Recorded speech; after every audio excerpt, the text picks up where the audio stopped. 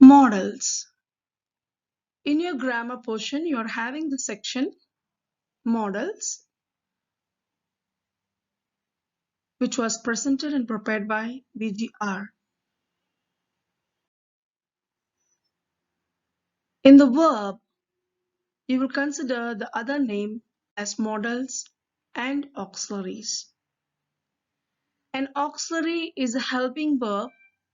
It is used with the main verbs to form a verb phrase.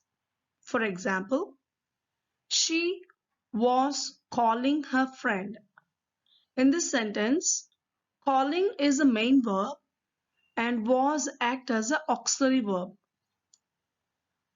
The verbs be, have, and do are often referred to as primary auxiliaries. They have grammatical function in a sentence. The words or verbs be, have, do, can, could, may, might, shall, must, will, would, used, need, dare, ought are called auxiliaries or modal verbs, otherwise called as modals. Verbs used to express various moods and mental attitude like hope, expectations, possibility, permission, and futurity are known as modal auxiliaries.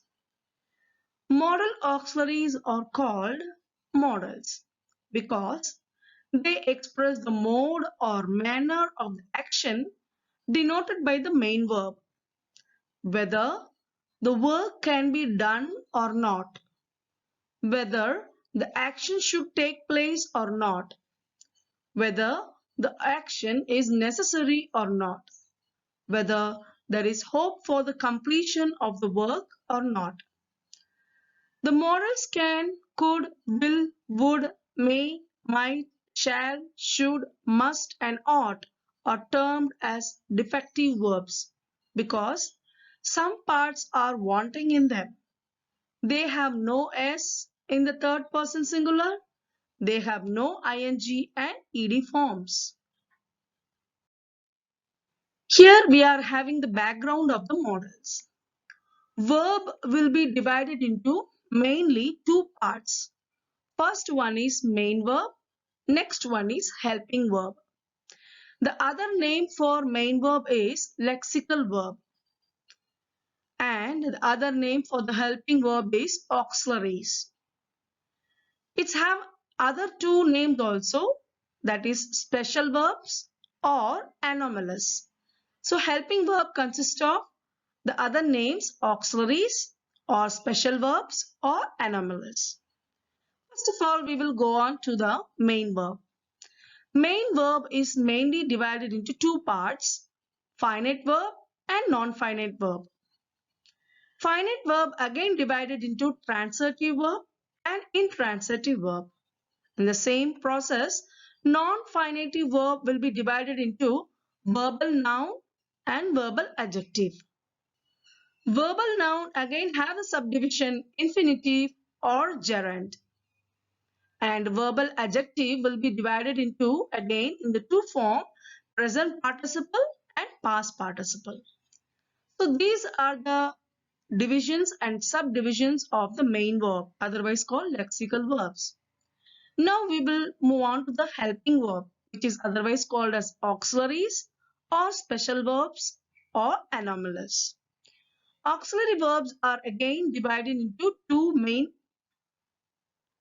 divisions. One is the primary auxiliaries and second one is the modal auxiliaries. Primary auxiliaries again divided into three main subdivisions.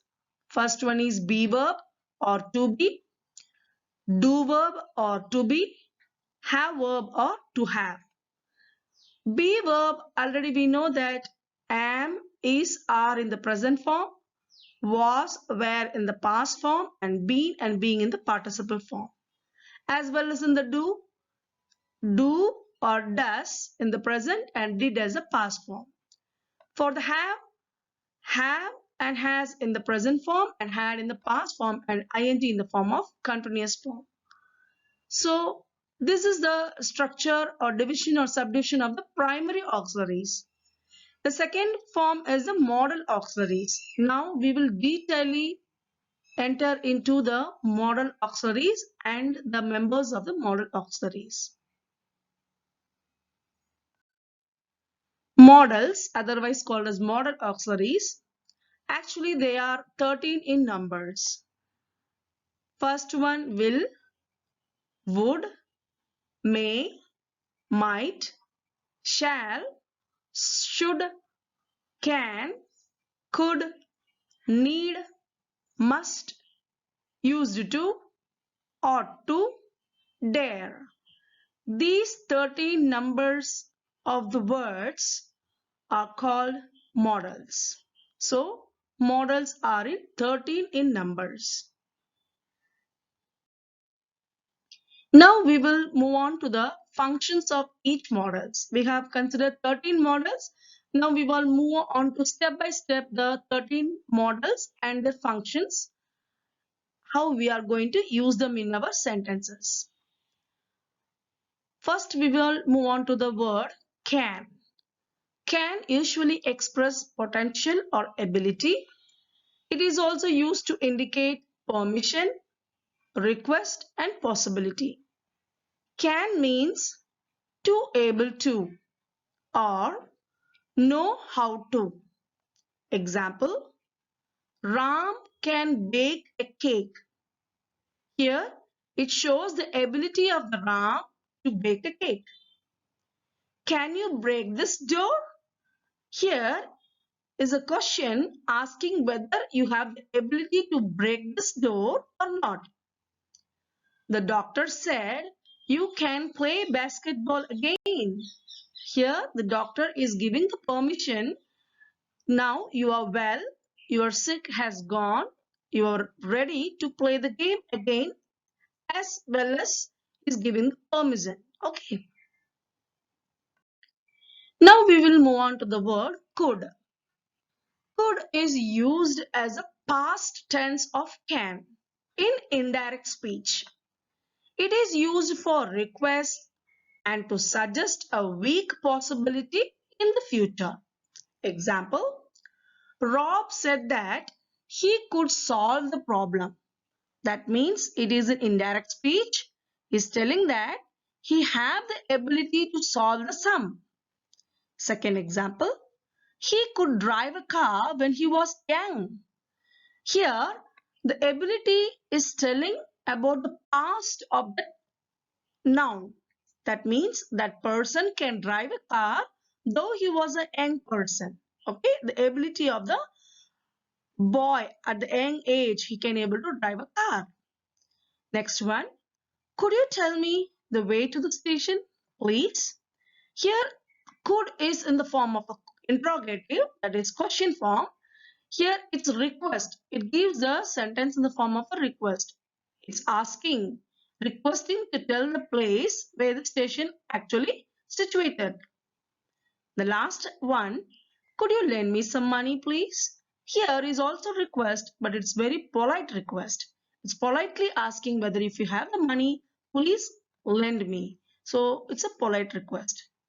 Here the could will be used in the form of ability in direct speech, ability in past, as a request, as a polite request. Next we will move on to the next verb, shall. Next modal, shall. Shall is used in the first person to express the future tense. Example, I shall be happy to see you. That means in future, if I am able to see you, I will remain very happy. Second, shall is used in the second and third person to express a promise or even a threat. Example, he shall not remain in the captain anymore. Here is a threatening form of a sentence. If he is a captain from the future, in future he won't remain as a captain. So this is a kind of a threat. Shall is used mostly in the questions like shall I, or shall we, and shall is used in advice, suggestions, opinion, willingness, futurity, intention, and insistence. Example, shall I close the door? Here, shall I is used in the form of a question, interrogative. Okay. Which bag shall I buy? This one or that one? So in this question, you find the noun, the person is in a confusion. Which bag I have to select? Both of them looking so nice. So it's a kind of asking opinion to the near one. So in this sentence, shall I is used in the form of an opinion. What shall we do now? Here, shall we is in the form of a asking or a suggestion form. Asking a question, what shall we do? Now, it's a problem now. Or what suggestion we will get, what suggestion we can follow in that manner this question has used. Next one, shall we go out for dinner tonight? Here, shall we is in the form of question, asking the friend or the nearby one whether that person is ready for the dinner at that night or not.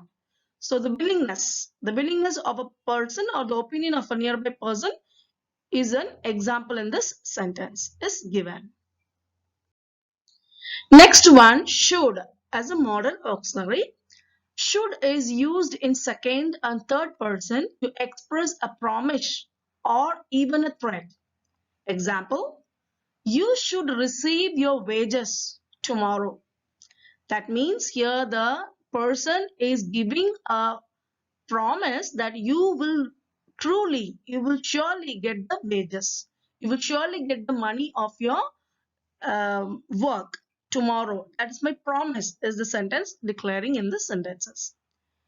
Should is used in seeking advice or obligation or necessity or expectation. For example, which pen should I buy?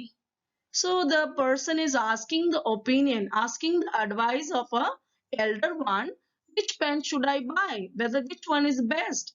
Whether Pierre Cardin or Cello, which pen I have to buy? So he is getting the advice from the elder one.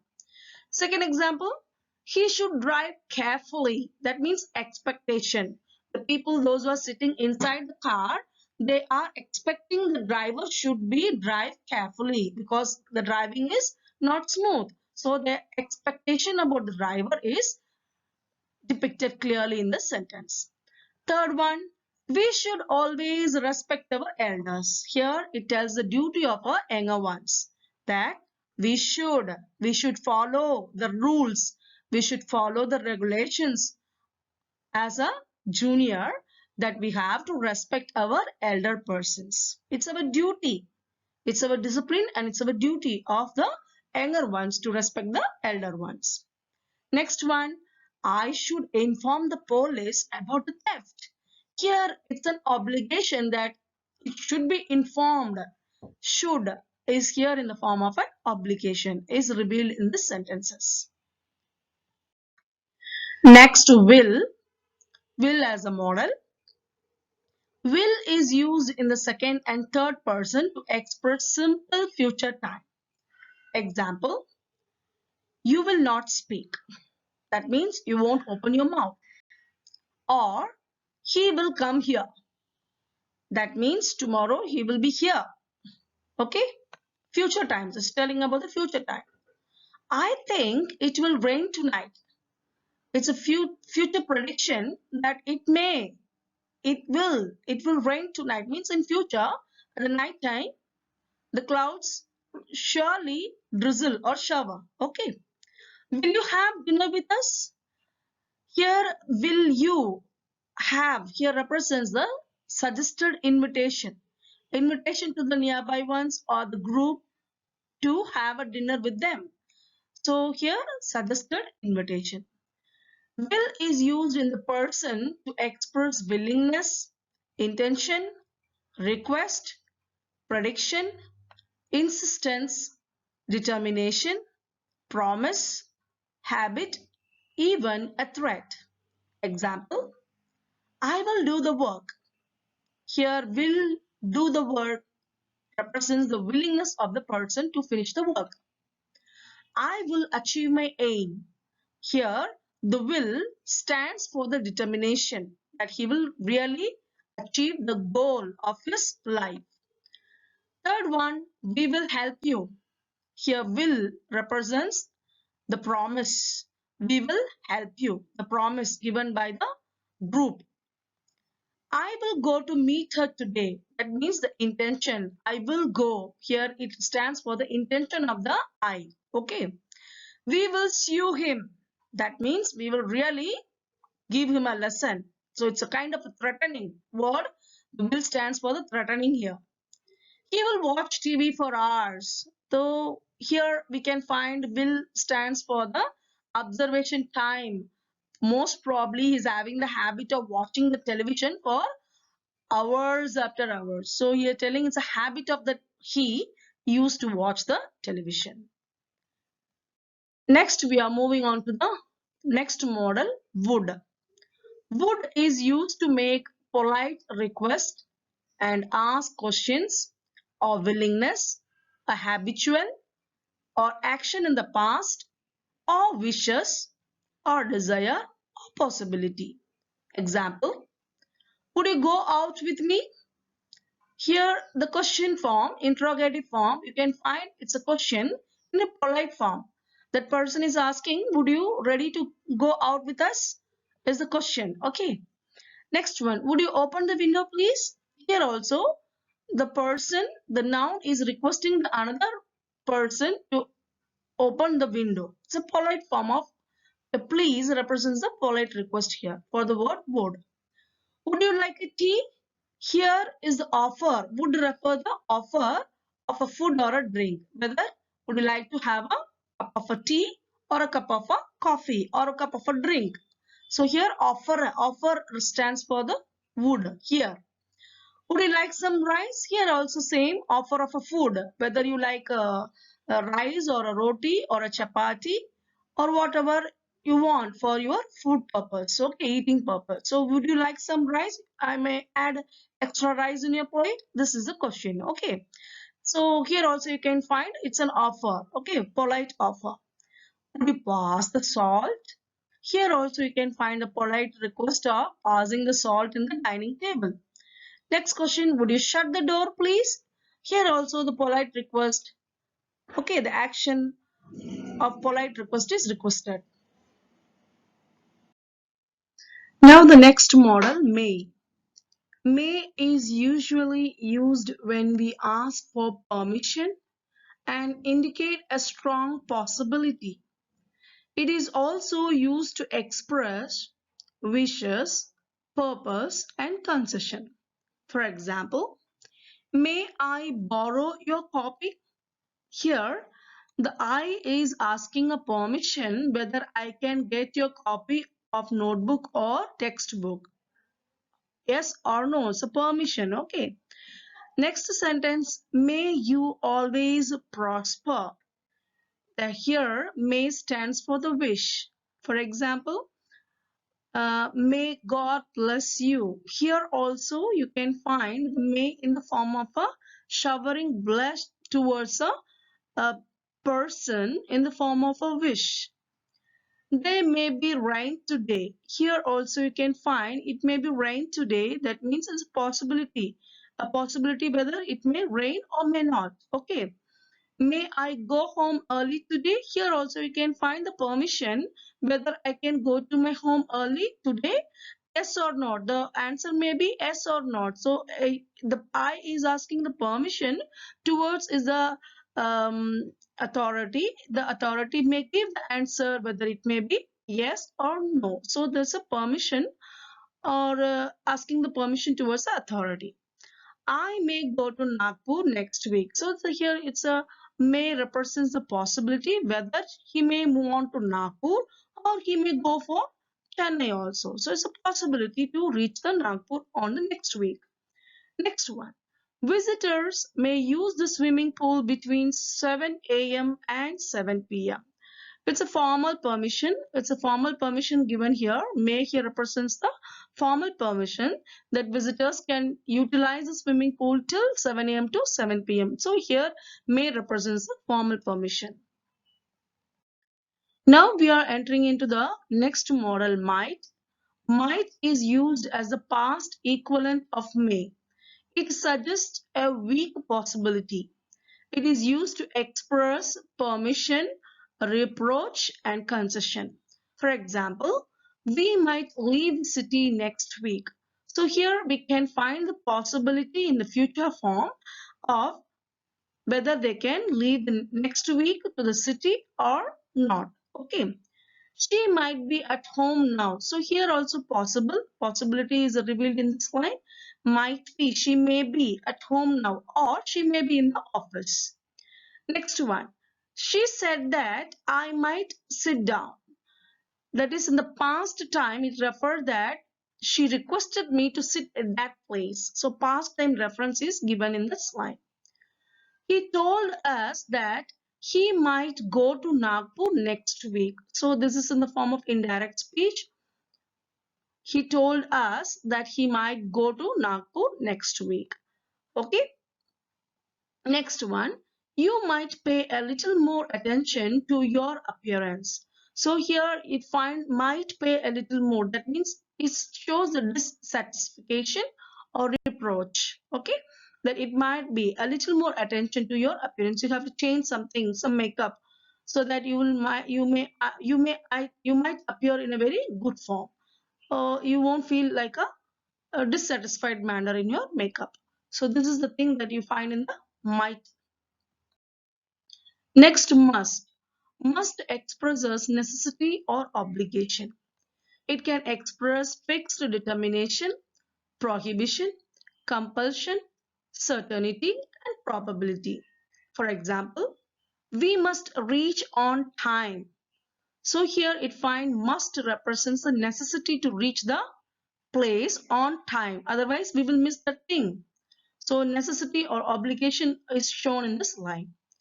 I must be allowed to express my wish. Here must be stands for the determination. I must be allowed to express my wish. I'm also having the right. I'm determined in my wish. I will express my wish. So this is a determination here. I must get up at 5 a.m. tomorrow. So here it again represents the necessary. I have to get up 5 a.m. tomorrow, otherwise I will miss the bus at 8 o'clock. So I must get up early in the morning. So necessary is given here. You must see the doctor as early as possible. Here also you can find the necessary. You must see the doctor at the right time, otherwise you will miss the timing. The doctor will move off to the next hospital. So it's important you must see the doctor as early as possible. Otherwise, your illness will become worse. You become very ill then. So it's better you go and meet the doctor as soon as possible. Okay. The next one, you must finish the homework now. So here the mother is compelled the children or compel the daughter or son to finish the homework now itself. So must here stands for the compulsion. You must be over 70. So here the probability, maybe you may at 70, you must be over 70 here means plus 70. You may above 70, over 70. So probability maybe 70 or 69. I don't know. Must be here represents the probability in the compulsion form. Okay. Next is the ought to. Ought express moral obligation and desirability. It is always followed by to plus verb. It can be used to indicate present or future time. It is also used to express what is good thing or right thing to do. For example, we ought to put in our best effort. Here it represents the moral obligations. That means we have put our best effort for you. Okay, we ought to put, we have to put here. Okay, moral obligations. Next one, we ought to win. Here it represents the desirability of the group. They have to win that. Ought to also equivalents to have to. I ought to apologize to him. Here represents future or present time represents I will go and surely I will apologize for my problem I have created towards that person. So I ought to apologize to him. Next one, you ought to respect your elders. Here also you have to follow the good thing in your life, that being a younger one, you have to respect your elders. So it's a good thing. So they are telling you have to express the moral obligations as a good thing form. Okay. I ought to finish this work before Sanu arrives. Here also right thing, I have to finish the work before my friend Sanu arrives, because I have to give the notebook to her after finishing my work. So I ought to finish here represents the right time and right thing at a moral value have to one should follow in the life. Next one, we ought to love our neighbors. Here it represents a desirability in the form of obligation. You have to love your neighbors. If you want a good neighbor, if you want a right neighbor, correct neighbor, then you have to love them. Then only they will also show you the love. So it's a desire. It's a one's desire whether you can show the love or not. Okay, according to the desire of the person. So here ought represents the desirability or obligations. Next one, used to. Used to indicate a discontinued habit, or it is used to express past discontinued habit. For example, we used to go swimming in the evenings. Here it represents the habit. That means daily we used to move towards the swimming pool for our swimming purpose at the evening time. So it's a habit, daily habit. So here they have used to. Next one, I used to live there when I was a boy. So here the I is representing a home or a house and telling that I used to live that area when I was a boy, but now I'm not in that area. I'm in this city. I'm not in the village now. So here I used to live there. Here represents the discontinued habit. The habit is not in progress now. Okay, not in a pursuing condition. So it's telling that I used to live there when I was a boy. He used to play cricket before his marriage. Here also you can find the discontinued habit. Before marriage, he used to play cricket every day, but after the marriage, he stopped the cricket habit. So discontinued the past habit after the marriage is the meaning of this line. We used to drink coffee in the morning. That means we used to drink coffee in the morning, not in the evening. So here you find that the habit of drinking coffee only in the morning, not in the evening. Okay, is discontinued. They have discontinued drinking of coffee in the evening. Okay, or night time. I hope you have understand the meaning of these lines. Next one, need. Need in the form of need to or needn't. So need denotes necessity or obligation or importance or desirability. It is commonly used in negatives and interrogatives. Need as a finite verb means want and require. So need here means want or require. I needed it, I required it, I wanted it. So this is the finite verb meaning for the word need. Now we can move on to the example. We need to visit this place once. Here need to means obligation. We have to, isn't it? It's an important place to visit once place once, at least once we have to visit that place, very important place. So you need to represent the obligations here or necessity to visit the place. He need not give up his studies. So here need not represents the commonly used in negative form, that it is not necessary to give up his studies because of this reason. Okay. Next one, he does not need your money. That means he doesn't want your money. He doesn't require your money because now he started to earn his own wages. So he now at this time, he doesn't want any money for his own purpose from you. So want or require. Okay. He not, sorry, he need not go. That means he doesn't want to go. He need not go here means there is no necessary. Here represents the necessary. There is not any necessary to move on from this place. They can stay there. Okay. Need I write to him? Here it's a question form. The need is arranged in the form of interrogative. Need I? Need I write to him? That means I want to write to him. It's any requirement to write the application to him. So that is a requirement in the form of interrogative. Next one, I need hardly take this help. That means I'm very usually, it's not need his help, but still for sometime of the when it is desire, when it is importance only, according to the importance only, I will take the help of the person. So I need hardly take his help, whether I can take or not. It's according to the person here. Okay. Next, the last modal, 13th modal, dare. Dare means bold, enough to. It is commonly used in interrogatives and negative sentences. It is used to express challenge, courage, boldness, or disapproval. For example, how dare you agree with him? It's in the form of a question and shows that how you took the challenge with that person. It's not easy to win that game. You have take the challenge. You have shown your courage with that person. You have showed your challenge with that person. There's a question here. How dare you contradict me? Here it represents, the dare represents the challenge, the boldness, okay, the courage of a person to contradict the opposite person. He dared not to do it. Here means the negative form here.